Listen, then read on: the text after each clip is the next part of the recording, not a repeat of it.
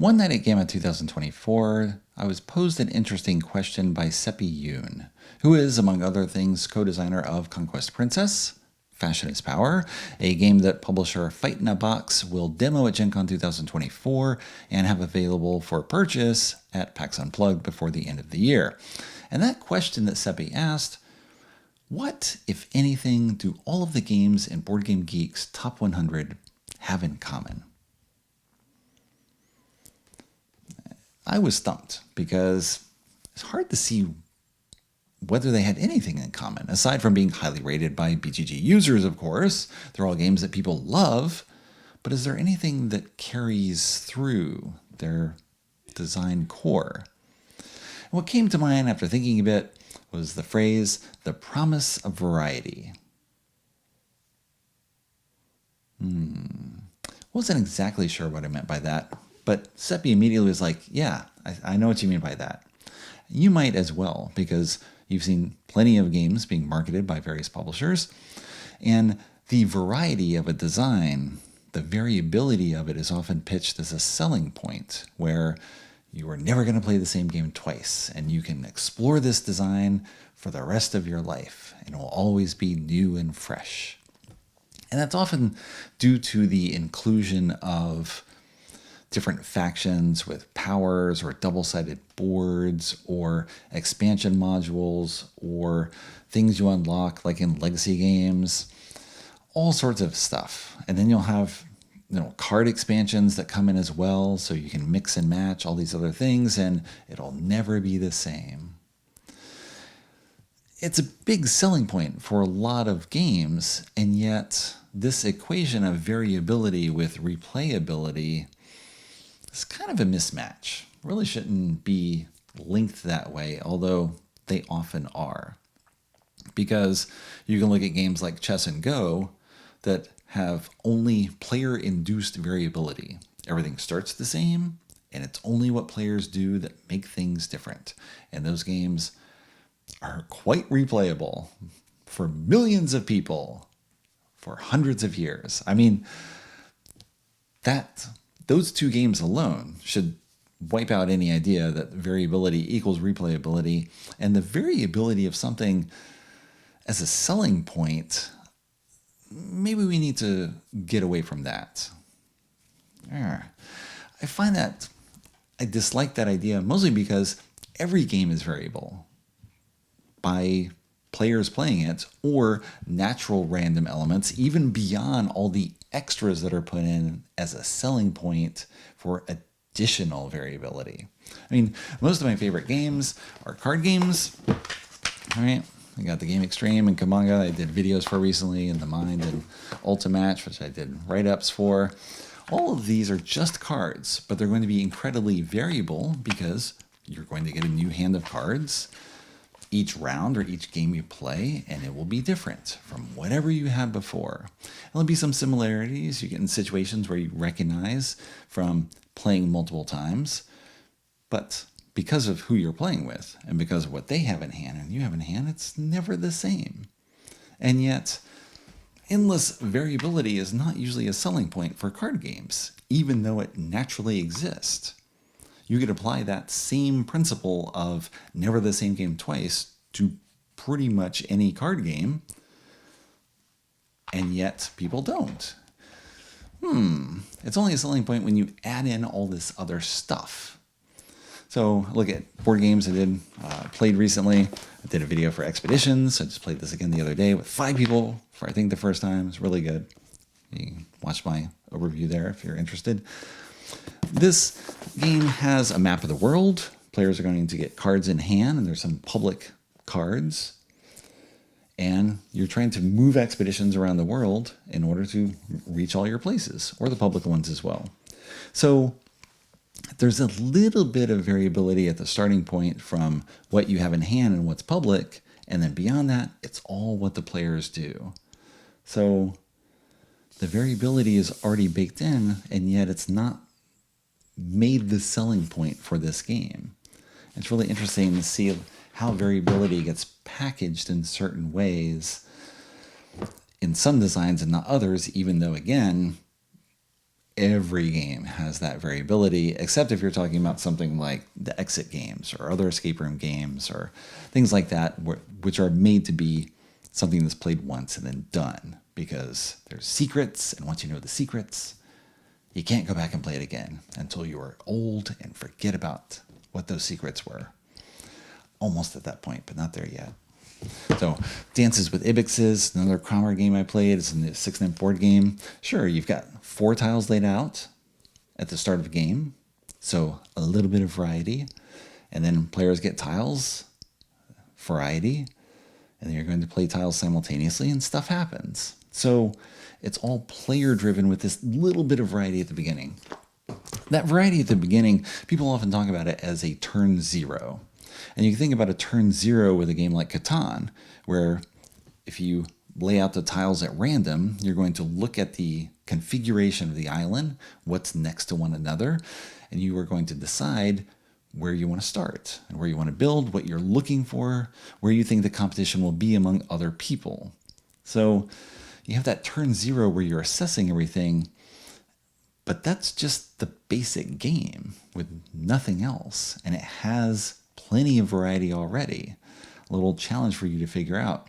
Even if you use the suggested setup, you're still going to have variability, variety, using them interchangeably here, based on which cards people get from events, how the dice roll.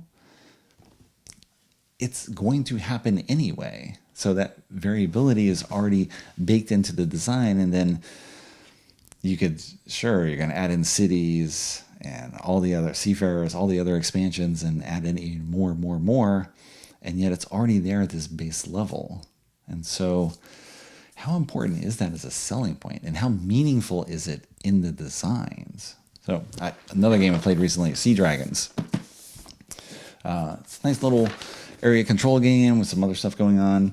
You've got these 4 boards laid out where you are putting down sea dragons by playing polyomino cards in order to capture pirate ships to meet objectives, and you're also trying to have more dragons in a quadrant than other people to get bonus points. That's the basics of the game. So you've got this variety of the cards that you're going to get to start with. There are cards with polyominoes of size 3, 4, and 5. Whatever size you play, you can't draw that size into your hand again. So you've got this forced changing variability in the design of the gameplay. And then you have reef cards that you'll get when you go in a reef area. You'll have the objective cards. They'll be different. The pirate tokens that you lay out, those are different. So you've got all these natural variable elements in the game that are going to be meaningful when you're playing. And then on top of this, right, those are more, I would say, natural variable elements, because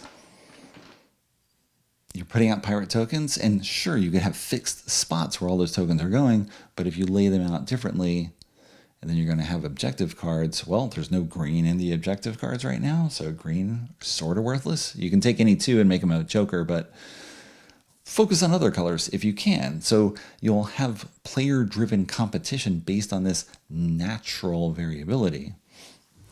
But then aside from that, you got the 4 boards that make up the whole game board, 4 quadrant boards, and they're all the same on one side, and then they're all different on the other. But they're not super meaningfully different. They just have a slight different arrangement of the rule pools and the pirate flags and the reefs and the coins. Right? You can look at these 2, compare them. The reefs are the only thing different? No, there's a pirate here instead of a reef. There's almost no difference between them. And yet it's marketed on the box. You've got these 4 double-sided boards. And yet it doesn't really make for meaningful differences in gameplay. So does it matter as an element? Is this important? How much is something like this, weighing on a person's decision to, we're going to have a variety of boards. We're going to have difference of gameplays. Totally different setup here. And yet in the end, it doesn't really matter that much because you already have all the other bits of variety that are in the game. Queen does this a lot. I got a preview copy of Dabbawala. This is going to be sold, I think, at Origins 2024. Queen does a lot of this, where it's got, where does it say here? This is the German edition. It has two little modules in the box so that you can have variety of gameplay. Queen has done this for Alhambra, where we have, I think, 6 or 7 expansions, each with 4 modules in them. Right? There's a lot. Or Escape, so many coming out from there. And so it's different, but it's already going to be different. So it's a weird selling point. It's almost like, how much variety, like what's the level of variety that becomes meaningful, and just what doesn't? What gets lost over time? It's kind of interesting to think of games like Dominion that are, of course, all about the different setup. That is all about turn 0, where you're going to choose 10 cards, and you can choose them at random, or however you're going to do it. And you lay out those 10 cards, and then you're going to assess, what should I be focusing on? Which ones do I think work together? You know, some are in conflict sometimes. How do I combo them in order to drive towards provinces the quickest, or whatever the current setup is? Since you're going to have things other than provinces sometimes. You have that turn 0 to figure it out, and that's the importantness of the variability. But you also then have, I think, 14 Dominion expansions at this point. So you have like, what is it, 300 different action cards with quadrillions of possible ways to put them together. And at a certain point, the variability of the system becomes a little comical, because of course you cannot possibly explore all of that. It becomes less meaningful. It's just more for the variety of experience. I was going to say, I'm using the word variety in that concept as well, but it almost takes away a bit if you're jumping from one variable thing to another without really experiencing the variability within the core that you start with. I think about this sometimes because I'm a fan of sort of old style German games that are often about this shared player interaction, right? You're on a common board and you are all affecting what's available for everyone else to do. Michael Schacht's game China is a good example of this, because it has a map of China in 9 different regions, 5 different colors, with some roads connecting them. And it's got a different map for 3 players than for 5 players, and 4 you can use either side, because there's more connections with 5 players for one of the scoring aspects of the game, where you're trying to make connected roads, connected locations by claiming them. But aside from that double-sidedness of the board, for good gameplay purposes, the only variability comes from the cards that you get dealt and who you're playing with and what they're trying for. You're trying to get majorities in different regions, and you're trying to make connections. And that variability comes all through the player interaction and nothing else. There's no frills, there's nothing extra. It's just the core concept that is still incredibly varied thanks to the randomness of the card draw and the players. And often for me, that feels like that's enough. I don't need extra variability, extra variety baked into the design or added on top. I don't know. I mean, again, everyone has different taste. So I'm sort of curious where you draw the line for what's too much or what's unneeded variability, where it almost becomes just a complication, some problem that you have to solve when you're deciding what to play and how different to make things. You know, which expansions are you going to use if you play Alhambra when you have 30 different expansion modules available? That's almost a challenge in itself. Carcassonne is the same issue, where you have a dozen expansions at this point. I think it's 11, actually. What are you going to all mix together? And which base game are you going to use? Because there's different ones of those as well. And there's dozens of little promos with often, a small number of tiles. And you can mix all this together. And for me, I often find such things just complicate the gameplay where I have to figure out what the game is rather than becoming familiar with the game and then being able to play off the players. I don't know. I see a lot of game pitches, and that focus on variability often bugs me because some marketing efforts make variability seem like the selling point when really that should come naturally and almost be assumed within the marketing. Anyone playing a game has an idea that is going to be different based on what people are doing within the game. So how important is it to have that extra variety on top? And when is the level of variety too much? When do you get overwhelmed by it? I find I have a pretty low threshold, but I'm curious whether you've got other examples of games that have just gone too far and are sometimes more complicated to start or set up because there's just so much to figure out. I'll probably be avoiding those games, but I know tons of people are fans of them, and a number of them, will show up highly ranked on BGG because some people feel like they just can't get enough. I'm sort of curious, what's the excitement there? Is it like you're exploring an unknown world? You've got those 10 Dominion cards that come up, and it's like a universe that you've never been in before. And you have some basic core concepts of sort of how to score, what to look for, and then you're just going off at random in this world, trying to see if you survive and do well in it.